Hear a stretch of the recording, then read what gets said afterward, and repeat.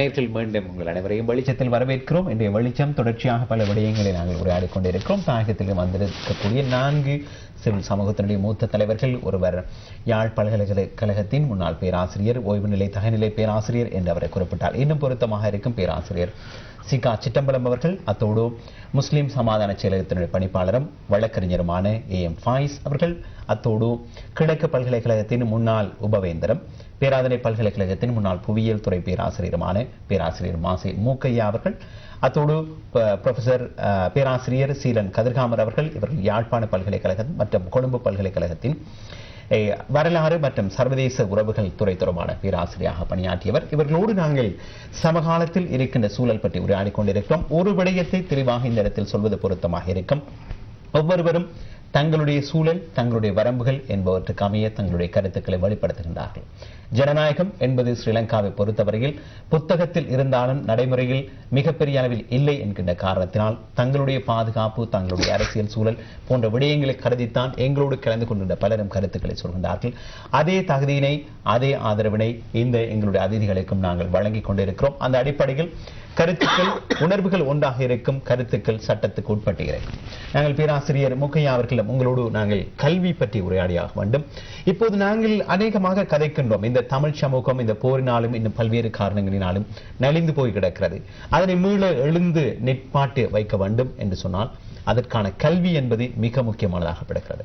வடக்கு கிழக்கிலே மாணவர்களுடைய பாதிப்புகள், அவர்களுடைய பலவிதமான குறைபாடுகள் எதிர்காலம் எப்படி இருக்குமோ என்கின்ற ஒரு அச்சத்தை உருவாக்கி இருக்கிறது. அது மாத்திரமல்லாமல் அந்த நிலத்தில் ஸ்ரீலங்கா ராணுவத்தினுடைய குடும்பங்கள் இன்னும் திட்டமிட்ட குடியேற்றங்கள் காரணமாக வடக்கு கிழக்கினுடைய அந்த புவியியல் எல்லைகள் கூட மாறுமோ என்கின்ற ஒரு அச்சமும் இருக்கிறது. சுகாதாரம் இன்னும் ஒரு மிகப்பெரிய பிரச்சனையாக இருக்கிறது. இவற்றில் தமிழ் சமூகத்தை மீளவும் எழுந்து நிற்க வேண்டுமாக இருந்தால் என்ன செய்ய முடியும்?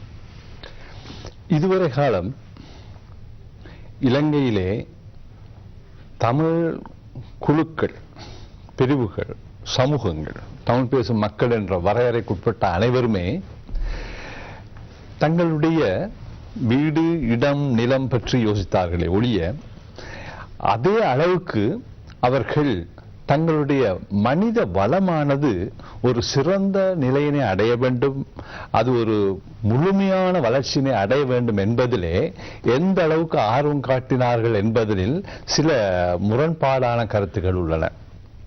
எங்களுக்கு நன்றாக தெரியும், வடக்கில் வாழ்ந்த மக்களும் கிழக்கில் வாழ்ந்த மக்களும் வரலாற்று ரீதியாக கல்வியிலே ஒரு கல்விக்கு ஒரு முக்கியத்துவம் வழங்க வேண்டும் என்ற நிலைக்கு தள்ளப்பட்டிருந்தார்கள். அதற்கு அவர்களுடைய சூழல் மிகவும் பொருத்தமான காரணமாக இருந்தது. ஏனென்றால் அவர்களுடைய அந்த மனித வளத்தினை பயன்படுத்தி அவர்கள் சுபிட்சம் அடைய வேண்டிய நிர்பந்தம் அந்த சூழலிலே காணப்பட்டது. எனவே அந்த வகையிலே குறிப்பாக தீபகற்பத்தில் உள்ள சமூகங்கள் இந்த உணர்வினை ஏற்றுக்கொண்டதன் காரணமாக அவர்கள் கல்வியிலே வளர்ச்சியடைந்த நிலைதான் அந்த மக்களுடைய முதன்மையான பலமாக இருந்து வந்தது.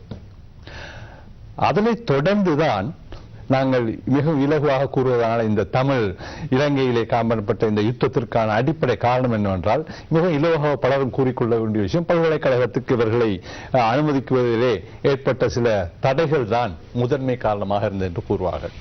ஆனால் அவ்வாறு முக்கியம் வாய்ந்த அந்த காரணி எதற்காக நாங்கள் போராடினோமோ அதனை தான் முதலில் இழந்திருக்கின்றோம். கண்ணை விற்று சித்திரம் வாங்கிய கதையாகத்தான் இது காணப்படுகின்றது. ஆனாலும் சில நேரங்களிலே நாம் சிலவற்றிற்கு சில விலைகளை கொடுத்துதான் ஆக வேண்டும். ஆனாலும் இப்போது யுத்தம் முடிந்துவிட்டது. இந்த நிலையிலே மீண்டும் அங்கே ஏற்பட்டுள்ள பாரிய சிதைவுகளில் இருந்து இந்த சமூகம் விடுபட வேண்டுமானால் ஏனைய பல்வேறு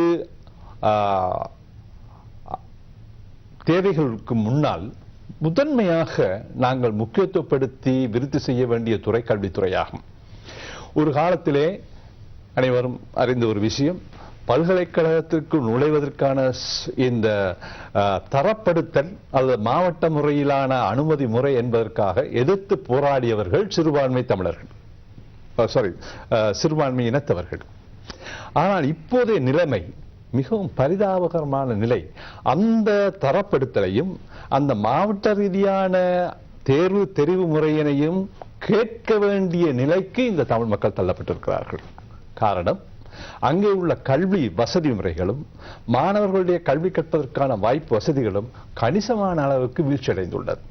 எனவே இப்போது அகில இலங்கை ரீதியில் போட்டியின் முறையிலே பல்கலைக்கழகத்துக்கு தெரிவு செய்யும் முறைகளின் காரணமாக இந்த ஸ்டாண்டர்டைசேஷன், தரப்படுத்துதல் மற்றும் மாவட்ட ரீதியாக கொடுக்கின்ற ஒதுக்கீட்டு முறைகள் என்பதனுடைய சகாயங்களை அந்த மக்கள் கேட்க வேண்டிய ஒரு நிர்பந்தத்திற்கு ஆளாகப்பட்டிருக்கிறது தான் கவலைக்குரிய விஷயம். எனவே இது ஒரு புறம் இருக்க, இதே நிலையில் ஆனால் மாறுபட்ட முறையிலே பின்தங்கியவர்கள் தான் இந்த மலையகத்திலே காணப்படுகின்ற மக்கள்.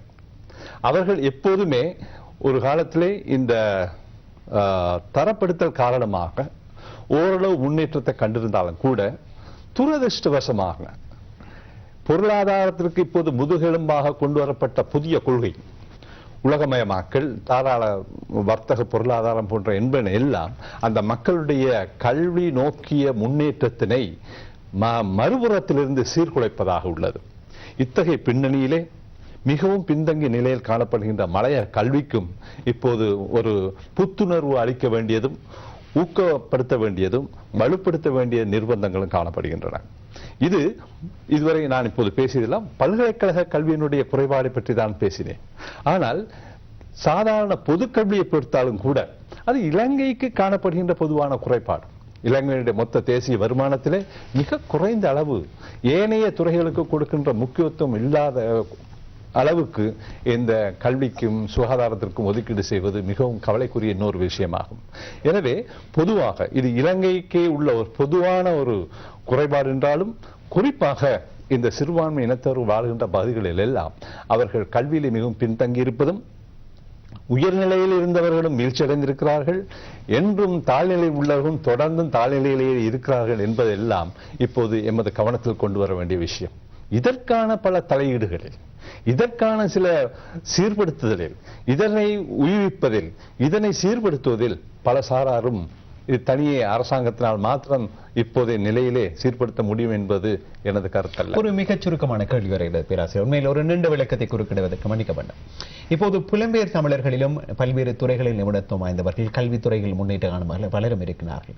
தாயகத்தினுடைய கல்வி என்று வருகின்ற பொழுது நாங்கள் எவரையும் நம்பாமல் எங்களை நம்புகின்ற ஒரு சூழல் கூட அங்கே தேவைப்படுகிறது இல்லையா? புலம்பெயர் தமிழர்கள் தாயகத்தினுடைய கல்வித்துறையை ஊக்குவிக்க ஏதேனும் செய்ய முடியும்? அவர்களுடைய புலமை, அவர்களுடைய அறிவு எந்த இடத்திலும் பயன்படும் என்று நீங்கள் நினைக்கின்றீர்கள்? நிச்சயமாக கல்வித்துறைக்கு பங்களிக்க வேண்டியவர்கள் பல சாராக இருக்கின்றார்கள். நிச்சயமாக இலங்கையிலே கல்வி பெரும்பாலும் அரசாங்கத்தினுடைய பொறுப்பில் தான் இருந்து வருகின்றது.